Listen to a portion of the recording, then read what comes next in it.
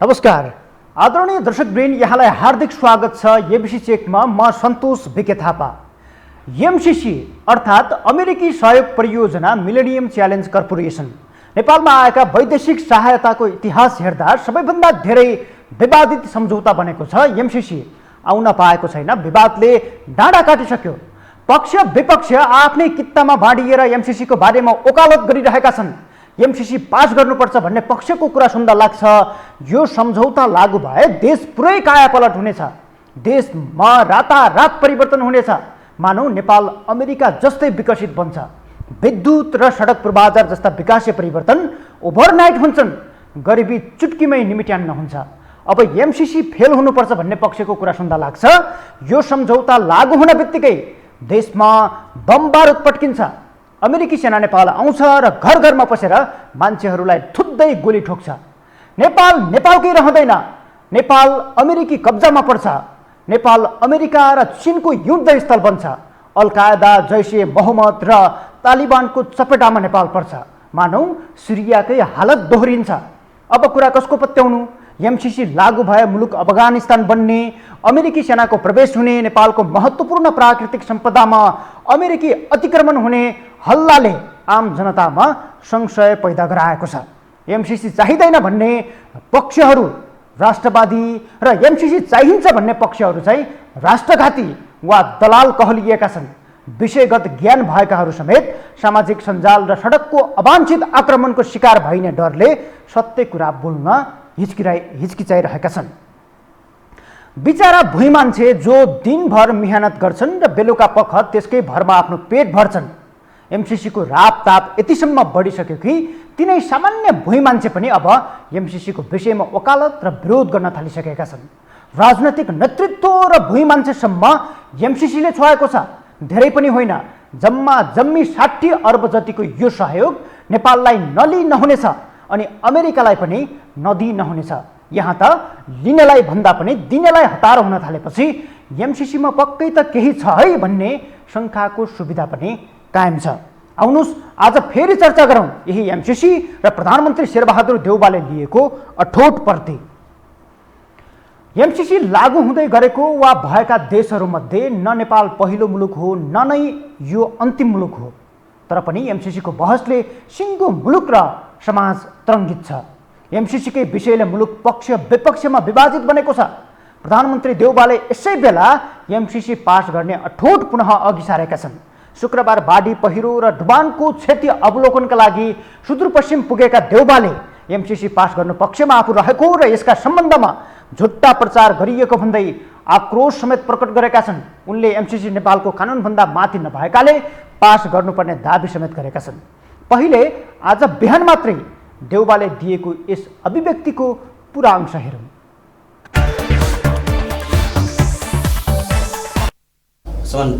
MCC के हुन्छ? MCC pass गर्ने हुन्छ कि संशोधन हुन्छ? संशोधन हुँदैन। एमसिसी के छैन भने एमसिसीको सम्बन्धमा झुटा प्रचार गरिएको छ। वर्ल्ड ब्याङ्क छ नि, एडिबी छ नि, उनीहरूको त के छ भने नेपालको कानुन उनीहरूमा लागु हुँदैन, अन्तर्राष्ट्रिय कानुन लागु हुन्छ।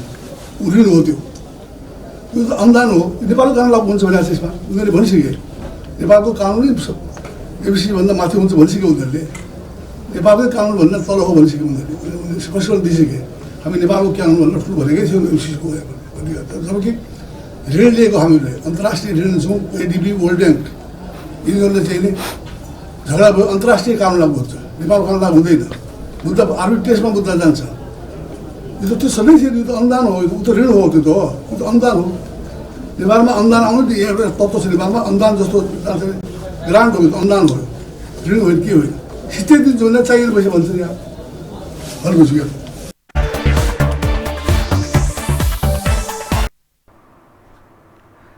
प्रधानमन्त्री देउवाले सित्तैमा दिएको पैसा पनि नलिने भन्दै आक्रोश पोखेका छन्। उनकै शैलीमा भन्नुपर्दा देउवाले सित्तैमा दिएको पैसा पनि लिन्न भन्छन्, हद भइसक्यो यार भन्ने खालको अभिव्यक्ति दिएका छन्। यद्यपि आफैले नेतृत्व गरेको सत्ता गठबन्धनभित्रै विवादमा रहेको एमसिसी पास हुनुपर्ने देउवाको अठोट नयाँ भने होइन। सरकार बाहिर रहेर पनि नेपालमा एमसिसी लागू गर्ने वकालत गर्दै आएका देउवाले अहिले आफै सरकारको नेतृत्व गरिरहेका बेला पुनः यो मुद्दा जोडतोडले उठाएका छन्। आफ्नै नेतृत्वको सरकारले हस्ताक्षर गरेको यस सम्झौतालाई पास गर्नु नै देउबाको अन्तिम लक्ष्य जस्तो बनेको छ, जसको झल्को शुक्रबार दिएको या त आज दिएको अभिव्यक्तिमा समेत झल्किन्छ। प्रधानमन्त्री देउबाले एमसिसीका विषयमा विश्व बैंक र एसियाली विकास बैंक एडिबीको उदाहरण समेत दिएका छन्। ऋण सहायता प्रदान गर्दै आएका विश्व बैंक र एडिबीको कानुन नेपालमा लागू हुँदैन, अन्तर्राष्ट्रिय कानुन लागू हुन्छ। यो एमसिसी अनुदान हो, नेपालको कानुन लागू हुन्छ भन्ने देउबाको भनाइ छ। यसको पुष्टि भने देउबाले यसअघि सरकारले एमसिसीलाई सोधेको स्पष्टीकरण जुन 11 बुँदे प्रश्न एमसिसीलाई पठाएको थियो त्यसलाई आधार बनाएर या त एमसिसी उपाध्यक्ष फतिमा सुमार नेपालको भ्रमणमा आएर एमसिसीका बारेमा जुन खालको भेटघाट र राजनैतिक छलफल भेटवार्ताहरू गरेकी थिइन् त्यसलाई आधार बनाएर देउबाले यो एमसिसी परियोजना नेपालको कानुनभन्दा माथि छैन भन्ने चाहिँ अभिव्यक्ति या त पुष्टि गर्न खोजेका हुन्। सरकारले विवादित सम्झौताका विषयमा एमसिसीलाई 11 बुँदे प्रश्न पठाएको थियो। त्यसको जवाब भदौ 23 मा एमसिसीले नेपाललाई फर्कायो। त्यसको भोलिपल्टै एमसिसी उपाध्यक्ष फतिमा सुमारले नेपाल भ्रमण गरेकी थिइन्। भ्रमणका क्रममा उनले एमसिसी नेपालको कानुनभन्दा माथि नरहेको र इन्डो पेसिफिक रणनीतिसँग नजुडिएको अथवा सैन्य गतिविधिभन्दा बाहिर रहेको स्पष्ट पारेकी थिइन्। त्यही आधारमा देउबाले एमसिसी भन्दा नेपालको कानुन माथि रहेको दाबी गरेका हुन्। तर संसदबाटै एमसिसी पास गरिदिनुपर्ने कुराले गठबन्धन भित्रै किचलो छ। सत्ता गठबन्धन घटककै दलहरू एमसिसीको विपक्षमा उभिएका छन्। यथावस्थामा पास गर्न नसकिने भन्दै संशोधन सहित पास गर्नुपर्ने मत माओवादी केन्द्र र नेकपा एकीकृत समाजवादीको छ। देउबा र अमेरिकाले संशोधन हुनै नसक्ने दाबी गरिरहेका छन्। सत्ता गठबन्धनभित्रै मतभेद रहेको एमसिसी पास गर्न प्रधानमन्त्री देउबाले प्रमुख प्रतिपक्षको साथ नखोजेको पनि होइन। तर सरकारमा रहँदासम्म एमसिसी लागू गर्न सक्रिय भनेको प्रमुख प्रतिपक्ष दल नेकपा एमाले सरकारबाट बाहिरिएपछि भने यसको जिम्मा सत्ता पक्षलाई दिएर पन्छिन खोजेको छ। एमसिसीका विषयमा एमाले अहिले नबोल्ने अडानमा छ। सुनौ एमाले नेताको यो भनाइ।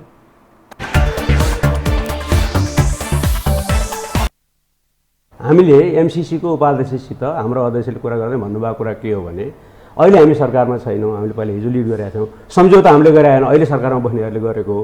हामी सरकारमा आएपछि पहिलेको सरकारले गरेको सरकार निरन्तरताको प्रतीक हो भन्ने हिसाबले त्यसलाई हामीले क्यारी फरवर्ड गरेका थियौँ। फतिमा सुमारसँगको तपाईँहरूकोसँग तपाईँ उनले के भनिन्, तपाईँहरूको तर्फबाट फतिमा सुमारले सोध्नुभयो कि यो एमसिसीको भविष्य के हुन्छ। हामीले जवाफ, हाम्रो अध्यक्षले जवाफ के दिनुभयो भने यो सम्झौता गर्दाखेरि हामी थिएनौँ। अहिलेको सञ्चार मन्त्री त्यो बेला कानुन मन्त्री हुनुहुन्थ्यो अनि ज्ञानेन्द्रजी त्यो बेला उहाँ अर्थमन्त्री हुनुहुन्थ्यो होइन। अघिल्लो सरकारले सम्झौता गर्यो, सम्झौतामा सबै दलहरू सहमत थिए। त्यतिखेर सम्झौता गर्दाखेरि हामीले असहमति जनाएनौँ, किन भन्दाखेरि अघिल्लो सरकारको यो निरन्तरता भनेर हामीले त्यसलाई चाहिँ निरन्तरता दिने प्रयत्न गऱ्यौँ र त्यसमा हामीले दायित्व अन्तर्गत गरिएका सम्झौता अनुसार चाहिँ पार्लिमेन्टमा टेबल गरिदियौँ, बजेटमा त्यसलाई राख्यौँ। त्यसलाई यसरी हामीले लिएर जाने प्रयत्न गऱ्यौँ। त्यसलाई चाहिँ विकृत बनाइयो, विवादको विषय बनाइयो र स्वयं हाम्रै दलमा तत्कालीन एउटै दलमा रहँदाखेरि दलका अर्का अध्यक्षले चाहिँ आफू पछि सभामुख भएको कारणले गर्दाखेरि यो विषयलाई ब्लक गरेर राखिदिनु भयो। किन राख्नुभयो उहाँले जान्ने कुरा हो। आजको दिनमा उहाँले जवाफ दिनुपर्छ नेपाली जनतालाई। यो गलत छ भने गलत भन्नु पर्यो, राष्ट्रहितमा छैन भने राष्ट्रहितमा छैन भन्नु पर्यो। हामीलाई पनि एजुकेट गरे भयो नि त। हामी कसैले यसलाई राष्ट्रहितमा छ भनेर भनिरहेको छौँ र हामी गलत बोलिरहेको छौँ, हामीलाई एजुकेट गरे भयो नि त। त्यो चुप्पो लाएर टाउको जस्तो सुतुमुर्गले जस्तो बालुवा लुकाएर बसेर त हुँदैन त। राष्ट्रियताको कुरामा, विकासको कुरामा, वैदेशिक सहायताको कुरामा हामीले त्यही भन्यौँ। एमसिसीको उपाध्यक्षले हामीले के भन्यौँ भन्दाखेरि त्यस कारणले गर्दाखेरि हिजो हामीले लिड गरेको हो। लिड गर्दाखेरि ब्लक पार्लिमेन्टले गर्यो। जुन ठाउँमा हामीले पुर्याएको थियो त्यही ठाउँ अड्किएको छ। अहिले हिजो सम्झौता गर्नेहरू नै सरकारको गठबन्धनमा छन्। उनीहरूसित 165 जनाको सांसदको स्ट्रेन्थ छ। त्यो अलमोस्ट 2/3 नै हो। त्यो उनीहरू स्वयंले पास गर्न सक्छ। अब उनीहरू के गर्छन्, अब उनीहरू के गर्छन् त्यो हामीले वार्ता बोल्न मिलेन नि यसमा त।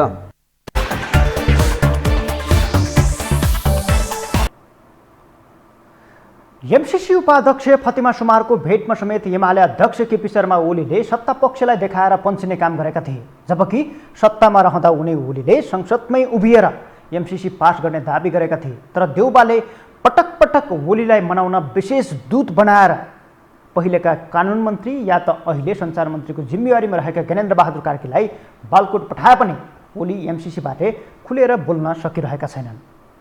अब एमसिसीका बारेमा राजनैतिक दलहरूबीच फरक फरक मतहरू बाजिएका बेला, राजनैतिक दृष्टिकोण या त राजनैतिक मत भिन्नता कायम रहेका बेला या त राजनैतिक दलहरू विभाजित बनिरहेका बेला विज्ञका कुरा सुनौँ। विज्ञहरू पनि एमसिसी सम्झौताबारे राजनैतिक नेतृत्व पक्ष विपक्षमा विभाजित बनेर जनतालाई गुमराहमा पारिरहेको जस्तै विज्ञहरूबाट पनि त्यस्ता खालका क्रियाकलापहरू गतिविधिहरू भइरहेका छन्।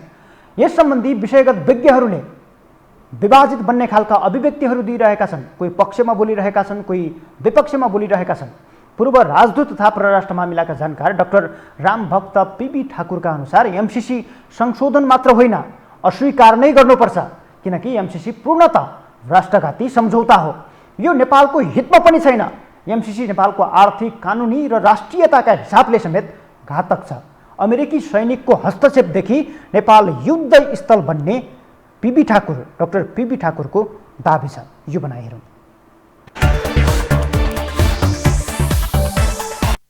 कि कानुनी रूपले पनि यो मिल्दैन, किनभने यसले हाम्रो चाहिँ कन्स्टिट्युसनभन्दा माथि भएर जान्छ र हाम्रो चाहिँ नेपालको चाहिँ हाम्रो सार्वभौम सत्ता नाश हुन्छ।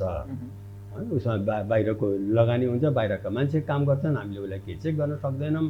हाम्रो चाहिँ कल्चरल प्रोपर्टी राइट सार्वभौम भन्ने रहँदैन, यो एमसिसी यही रूपमा कार्यान्वयन गर्छ। त्यस हुनाले यो पनि भनेको मैले त्यो पनि यो हो, यो पनि हो, यो पनि यो स्वीकार गर्नु हुँदैन। तर मान्छेहरू केमा छन् भने यदि कानुनी रूपमा चाहिँ यो केही कुरा हामीले सहमत एमेन्डमेन्ट गरिदियौँ भने, संशोधन गरिदियौँ भने त्यो लिए हुन्छ। अब म आउँछु तेस्रो, होइन त्यो संशोधन गरे त मैले बताएँ यी कमजोरी कानुनी छन्, किनभने म पनि त बेलायतमा ल पढेर आएको हो, म पनि विद्यार्थी नै हो कानुनकै। यो कानुनको चाहिँ यति संशोधन एउटा त अमेरिकाले गर्दैन, तर गरे पनि तै पनि म लिन्न। किन अरू साथीहरू यो संशोधन गरेपछि हुन्छ भन्नेमा छन्, म भन्छु होइन तब पनि हुँदैन। अब तेस्रो पक्षमा जान्छ, त्यो हो मेरो राष्ट्रिय पक्ष। अब हेर्नुहोस् जस्तो अब किन हुँदैन, त्यति गरिदिए पनि इकोनोमीले दिइरहेछ, कानुनमा सबै अब अमेरिकाले मेरो भनेको कुरा मानिदियो, जब चाहिँ यहाँ धेरै गलत कुराहरू छन्, त्यही पनि हुँदैन भन्छु म। किनभने मैले 2 वर्ष अगाडि नै कम्प्लिटली नो भने चाहिँ किनभने यसको चाहिँ आधार, कामको आधार बुटवल छ, भैरवा छ। त्यहाँ चाहिँ अब सारा स्टेसनहरू बनिरहेछन्। अमेरिकन कम्पनी बुटवल तराईमा चाहिँ गएर काम गरेपछि त्यहाँका तालेबानहरू, आतङ्कवादीहरू अमेरिकनलाई चाहिँ फुलका माला लगाउँछ। संसारमा अमेरिकन खोजिकन उडाएका छन्, मारेका छन्, किडन्याप गरेका छन्। उसको प्रोजेक्ट एउटा पनि रहन दिएका छन्, ध्वस्त पारेछन्। झन् भारतसँग हाम्रो खुला बोर्डर छ, ती पारिपट्टि जम्प गरेर उता पर्यो, यता जम्प गऱ्यो भने नेपाल आउँछ। त्यो त्यहाँ उसको चाहिँ जति चाहिँ आयोजना छ त्यहाँ चाहिँ त्यो एकदम ध्वस्त पार्छन्। अहिलेको झन् तालिबानी, चाहे अल-कायदा, चाहे जैसे मोहम्मद, जोसुकै टन्न भारतमा भएका छन्। त्यसले चाहिँ यो सम्झौतालाई, यो आयोजनालाई चाहिँ उसले बम मार्छ, उडाउँछ, या अमेरिकनले मारिदिन्छ, अमेरिका किडन्याप गरिदिन्छ। अब त्यो गरेपछि त्यो अमेरिकनले चाहिँ नेपालको आर्मीलाई मेरो बचाइदियो भन्छ। उसले त वर आएर चाहिँ यताबाट बम्बार्डिङ गरेर कहाँ रोकेको छ, त्यो गाउँमा चाहिँ बम्बार्डिङ हुन्छ। त्यो अमेरिकनले किडन्याप गरेर त्यो गाउँमा राखेको छ भने घरारा जसरी सिरियामा हेर्छौँ बम खजान्छ। त्यो साइड हेर्नुहोस् न, तपाईँलाई त्यो साइड देखा परेन।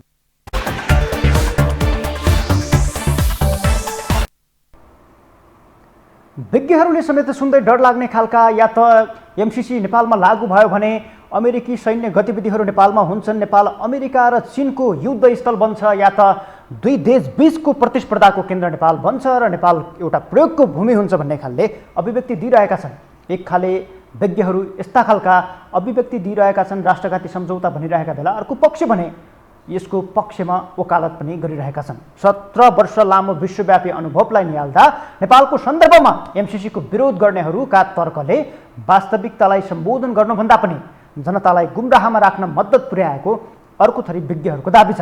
परराष्ट्र मामिलाका अर्का जानकार डाक्टर अरुण सुवेदीका अनुसार एमसिसी कुनै शङ्का उपशङ्का नलिएर पास गरे हुन्छ। यसलाई पास गर्नु र गराउनु पर्ने उनको मत छ। यसमा प्रधानमन्त्री देउबालाई एमाले अध्यक्ष केपी शर्मा ओलीले साथ दिने पनि सुवेदी बताउँछन्। यदि एमसिसी पास नभएको खण्डमा नेपालको अन्तर्राष्ट्रिय छवि समेत बिग्रिने सुवेदीले चिन्ता व्यक्त गरेका छन्। सुनौं उनको यो भनाइ। पास गराउनुपर्छ र पास गराउन सक्नुपर्छ, होइन भने इन्टरनेसनल कम्युनिटीमा नेपालको क्रेडिबिलिटी समाप्त हुन्छ। त्यस यो हकमा केपी ओलीजीले पनि एमसिसी टेबल भइसकेपछि अवरुद्ध गर्नुहुन्छ भन्ने मलाई लाग्दैन। होइन, उहाँको पार्टीको प्रब्लमले हो नि त। अहिले त पार्टीको प्रब्लमले पो अवरुद्ध भएको त। एमसिसी भने त राष्ट्रको समस्या हो, राष्ट्रको समस्यामा उहाँले अवरुद्ध गर्नुहुन्छ भन्ने जरुरी छैन नि त। अहिले त सभामुखको भूमिकालाई लिएर हो।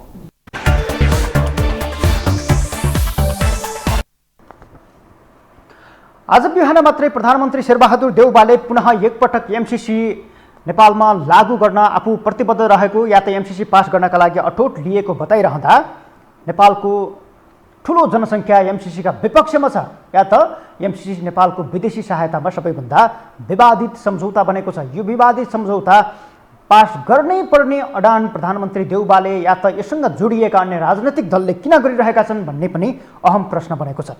यति बेला राजनैतिक नेतृत्व मात्रै होइन, यस सम्बन्धी अध्ययन गरिरहेकाहरू या त यसको विषय विज्ञता सम्बन्धी अलिकति झुकाव राख्नेहरू, योसँग सम्झौतासँग जोडिएका विषय विज्ञहरू पनि विभाजित भन्दाखेरि जनताहरू भने अन्यलमा छन्, तर ठुलो सङ्ख्या भने एमसिसीको विपक्षमा उभिएको छ। यसै सम्बन्धी थप कुराकानी गर्नका लागि यति बेला हाम्रो प्रत्यक्ष सम्पर्कमा जोडिनु भएको छ डाक्टर युवराज सङ्ग्रौला। डाक्टर साहब, यहाँलाई स्वागत छ एबिसी चेकमा। हजुर हजुर, नमस्कार डाक्टर साहब। जस्तो अब प्रधानमन्त्री शेरबहादुर देउबाले आज पुनः एमसिसी पास गर्ने र सित्तैमा दिएको पैसा पनि लिन किन विरोध गरिरहेका छन् भन्ने हिसाबले बोल्नु भएको छ। यो सित्तैमा आउने पैसा लिन किन विवाद भएको होला? त्यही सित्तैमा आएको कारणले समस्या आएको हो। सम्बन्धको अनि दुईवटा देशको बिचको विकासको एउटा सहयोगको आदान प्रदान भएको भए आत्तिनु पर्दैन थियो। एउटा शक्तिशाली देशले जब एउटा कमजोर देशलाई सित्तैमा पैसा दिन्छ, डर नै केमा हो भनेर भन्दाखेरि त्यो सित्तैमा दिनुपर्ने कारण के हो भन्ने कुरा हो। त्यसकारण हाम्रो भनाइको तात्पर्य के हो भने अन्तर्राष्ट्रिय सहयोगको सदुपयोग गर्नुपर्छ, तर अन्तर्राष्ट्रिय सहयोगको सहयोग लिँदाखेरि राष्ट्रको स्वाभिमान, राष्ट्रको अस्तित्व, राष्ट्रको विकासको प्रक्रिया, राष्ट्रको ढाँचा र आम नेपाली जनता वा त्यस राष्ट्रका जनताको चाहनालाई बुझेर लिनुपर्छ भन्ने अर्थमा हो र खास गरी यसको विरोध भएको कारण जस्तो अहिले अब ठुलो जनसङ्ख्या नेपालमा पनि एमसिसीको विपक्षमा उभिएको छ। एमसिसी नेपालमा लागू हुन नदिनका लागि जनस्तरदेखि यो सम्बन्धी अध्ययन गरिरहेका व्यक्तिहरू नै यसको विपक्षमा उभिनु भएको छ। तर सरकारको नेतृत्व गरिरहेका जो सत्तामा पुग्छन् या त राजनैतिक नेतृत्व जसले गरिरहेका छन् ती व्यक्तिहरूलाई भने यो पास नगरी नहुनेछ। विदेशी सहायता यो कस्तो खालको विदेशी सहायता हो जो चाहिँ सिङ्गो देश नै विवादमा अल्झिनु पर्ने? अब यो राज्यको राजनीतिक शक्ति र विज्ञहरूको बिचमा छलफल हुन पाएको भए यसको निकास निक्लिन्थ्यो होला। छलफल हुन पाएन। कस्तो स्थिति रह्यो भने जो यसको समर्थन गरिराखेका छन् उनीहरू 24 घण्टा के भन्छन् भन्दाखेरि बिजुली भारतलाई बेच्ने। पहिलो कुरो त नेपालले कति बिजुली उत्पादन गरिराखेका छ, यत्रो ट्रान्समिसन लाइनको कुरो हो। दोस्रो कुरो उनीहरूको चाहना नेपालमा औद्योगिकरणको लागि ऊर्जाको उत्पादन गरेर देशमा खपत गर्ने, देशमा वितरण गर्ने, पूर्व पश्चिम बनाएर लाइनहरूको सुदृढीकरण गरेर विद्युत गाउँ गाउँमा पुर्याउने, औद्योगिक प्रतिष्ठानहरू निर्माण गर्ने, घर घरमा व्यक्तिहरूलाई बत्ती पुर्याएर उत्पादनमा सरिक गराउने होइन कि जति बेला पनि भारतमा बत्ती बेच्ने भन्थे। त्यो भारतमा बत्ती बेच्ने भनेर कराउनेहरू बिजुलीको व्यापार गर्नेहरू छन्। त्यसकारण तिनीहरूले सरकारका मान्छेहरूलाई एकलौटी भेटेर सधैँ कुरा गरिराखेका हुनाले सरकारले यसको बारेमा सही ढङ्गबाट विश्लेषण गर्ने, यहाँ समस्या हुन सक्छ भनेर देखाउने तटस्थ बुद्धिजीवीहरूलाई भन्नुको मतलब विषय विज्ञतासँग या त यो सम्बन्धी अध्ययन गरिरहेका व्यक्तिहरूसँग, विषय विज्ञसँग सरकारले परामर्श गर्न सकिरहेको छैन या त त्यो कमी छ? त्यो गर्नै दिएन। केही मानिसहरू छन् जो सरकारका मान्छेहरूसँग बिहान बेलुकै पुग्छन् र यसले त देश स्वर्ग हुन्छ भन्छन्। $55 करोड अर्थात् 55 अरबले देश स्वर्ग हुने होइन भनेर बुझ्न सक्ने नेतृत्व भएन र उनीहरूले यति धेरै बहकाए कि राजनैतिक नेताहरू साँच्चीकै एउटा त्यस्तो अवधारणा बनाउन पुगेका छन् कि हो यो एमसिसीको 55 अरब आयो भने देश स्वर्ग हुन्छ। 55 अरबले देश स्वर्ग हुन्छ भने यत्रो वर्षसम्म खरब प्रयोग गर्दाखेरि किन भएन? हाम्रो तैपनि पैसाको विरोध होइन, यसलाई यसरी नबुझौँ। हाम्रो भनाइ चाहिँ के हो भन्दाखेरि 55 अरबले देश विकास नभएको हो त 48 अरबको गाडी नकिन्नुहोस् नि त वर्षमा 48 अरबको गाडी किनिरहनु भएको छ। त्यो 48 अरब एक वर्ष यही ट्रान्समिसन लाइनमा बनाइदिनुहोस्। र हाम्रो विकासविदहरूले भन्नुहुन्छ, म विकासको यो अवधारणाको बारेको जानकार व्यक्ति होइन, उहाँहरू के भन्नुहुन्छ भने हामीले विद्युत वितरणको एउटा अवधारणा निर्माण गऱ्यौँ। त्यो के भने तलको राजमार्गबाट पूर्व पश्चिम र माथि पहाडमा जुन पहाडी राजमार्ग छ त्यसको पूर्व पश्चिम ट्रान्समिसन लाइन लड्यो भने तल र माथि विद्युत सप्लाई हुन्छ र देशभरि उद्योगीकरण हुन्छ, देशको कृषि बढ्छ भन्छन् मान्छे। तर मेरो मुख्य मान्यता के हो भने त्यो ठिक लाग्छ मलाई, तर मेरो मान्यता के हो भने यसको दफा 7(1) मा लेखिएको कुरो द एग्रिमेन्ट प्रिभेल्स ओभर डोमेस्टिक ल, यो सम्झौता नेपालको राष्ट्रिय कानुन भन्दा माथि रहन्छ भनेपछि संसारमा कुनै पनि दुईटा देशले गरेको करार कुनै पनि देशको राष्ट्रिय कानुनमाथि राखेर यदि त्यो सम्झौता गरिन्छ भने हामी नागरिक भएनौँ। जस्तो नि सर, अब यही विषयमा अलिकति बुझ्नु पर्दाखेरि अहिले एमसिसी लागू भएका जति पनि देशहरू छन् नि ती देशमा एमसिसीकै कानुन माथि छ त त्यो देशको कानुन भन्दा? छैन। श्रीलङ्कामा भएको एग्रिमेन्टमा यो देशको कानुन माथि हुन्छ भन्ने कुरा लेखिएन। त्यहाँ लेखियो के भन्दाखेरि एमसिसी एग्रिमेन्ट लागू भएपछि जोसुकै विदेशीले श्रीलङ्काको जमिन किन्न पाउँछन् भन्ने प्रावधान आयो, त्यसकारण त्यहाँ विरोध भयो। नेपालमा चाहिँ किन लेखियो त यस्तो? नेपालमा चाहिँ अनि तपाईँलाई म बताउँछु, पहिला अलिकति मलाई बोल्न दिनुहोस्। त्यसपछि नामिबियामा 2008 सालमा भएको सम्झौतामा लेखिएको छ कि त्यहाँको राष्ट्रिय कानुनले सम्झौतालाई असर गर्ने छैन, तर संविधानले त्यो खारेज गर्न सक्ने व्यवस्था राखिएको छ। अनि कतिपय यहाँका मान्छेहरू हामीलाई अल्पज्ञानी भनेर भाषण गर्न आउने केही बिजुली व्यापारीहरू छन्, उनीहरू भन्छन् मङ्गोलिया पनि त चीन र रसियाको बिचमा छ नि, मङ्गोलिया चीन र रसियाको बिचमा छ, त्यही कारण मङ्गोलियामा भएको एमसिसीले चीनलाई र रसियालाई असर गर्न सक्दैन किनभने दुवैवटा देशमा खुल्ला सिमाना छैन। तर हाम्रो चाहिँ बिजुली पनि भारतमा बेचिँदैछ उहाँहरूको भनाइअनुसार, अनि त्यो देशसँग हाम्रो खुल्ला सिमाना छ। त्यसकारण हामीले यो राष्ट्रिय मानिसले के हेर्नु पर्यो भन्दाखेरि, अब डाक्टर साहब म अलिकति ठोस रूपमा गएँ, तपाईँको अध्ययनमा चाहिँ यो किन ठिक छैन? अलिकति ठोस रूपमा भन्नु पर्दाखेरि किन टिक्दैन भन्दाखेरि यो सरकारले लागू गर्ने सम्झौता होइन। यो सम्झौता अनुसार अर्कै एउटा सुपर सरकार बनाएको छ। सुन्नमा आउँछ कसैले 8 लाख तलब खाने, कसैले 13 लाख तलब खाने डाइरेक्टर हुनुहुन्छ भन्छन्। नेपाल सरकारले सुझाव पनि दिन नमिल्ने, निगरानी पनि गर्न नमिल्ने, अनि उसले परिवर्तन पनि गर्न नमिल्ने, कर्मचारी नियुक्त गर्न पनि नमिल्ने, अडिट पनि गर्न नमिल्ने लगायतका प्रावधानहरू छन्। अनि यो सरकारले लागू नै गर्ने होइन। कुनै एउटा एनजिओ बनाएर चलाउने प्रोजेक्टलाई किन नेपाली जनताहरूले स्वागत गर्छन्? सरकारले नेपालको कुनै पनि खाले नियन्त्रणमा नरहेको सम्झौता नरहेको सरकार चलाओस् न, प्लानिङ कमिसनमा ल्याएर चलाउँछु भनेर चलाओस् न। भोलि हामी यसको बारेमा अलिकति भ्रम पनि केही रहेको छ, जस्तो इन्डो पेसिफिक रणनीतिसँग जोडिएको र अहिले अर्को खालको के शङ्का पनि छ भने नेपालमा अमेरिकी सैनिक आउँछ, युद्ध स्थल बन्न सक्छ नेपाल। यो कति सत्य कति भ्रम हो? यो चाहिँ के हो? इन्डो पेसिफिक रणनीतिसँग होइन। अब यहाँ मिडियाका साथीहरूलाई पनि एउटा अनुरोध के गरौँ भने 2 वर्षदेखि तपाईँहरू यही प्रश्न सोधिरहनु भएको छ। ट्रम्पले यो एमसिसी इन्डो पेसिफिकको हो भनेको छ, डेभिड रेन्जले स्टेट विभागको डिपार्टमेन्टको अफिसरले यो इन्डो पेसिफिक हो भनेको छ। अब कहाँ भ्रम छ यहाँ? उहाँहरूले भन्नुभएको छ, उहाँहरूले यो इन्डो पेसिफिकको हो भनेर रिपोर्ट निकालेबाट हामीले भने हो नि, यो हामीले कल्पना गरे भनेपछि यसलाई हामीले सत्य मान्न पर्यो। अनि उहाँहरूले लेखे सत्य, अमेरिकन स्टेट डिपार्टमेन्टको रिपोर्टलाई सत्य नमाने यहाँका विद्युत व्यापारीहरू, ऊर्जाका व्यापारीले भने मान्यता। अब अन्तिम प्रश्न जस्तो डाक्टर साहब, म अहिले जस्तो एमसिसीका विषयमा राजनैतिक दलहरू विभाजित बनेका छन्, राजनैतिक स्वार्थ पनि बाजिएको जस्तो देखिन्छ। किनकि प्रधानमन्त्री देउबा पास गर्ने पक्षमा, एमाले अध्यक्ष केपी शर्मा ओली सत्तामा रहँदा पास गर्ने पक्षमा भए पनि सत्ताबाट बाहिरिसकेपछि अहिले यो विषयमा सत्ता पक्षलाई जिम्मेवारी दिएर आफू नबोल्ने अडानमा छन्। यसै गरी माओवादी केन्द्रका अध्यक्ष पुष्पकमल दाहाल अहिले चाहिँ संशोधन सहितका लगायतका कुराहरू यथावस्थामा पास नहुन सक्ने कुराहरू राखे पनि माओवादी केन्द्र सहितको सरकारले चाहिँ यो सम्झौतामा हस्ताक्षर गरेको छ।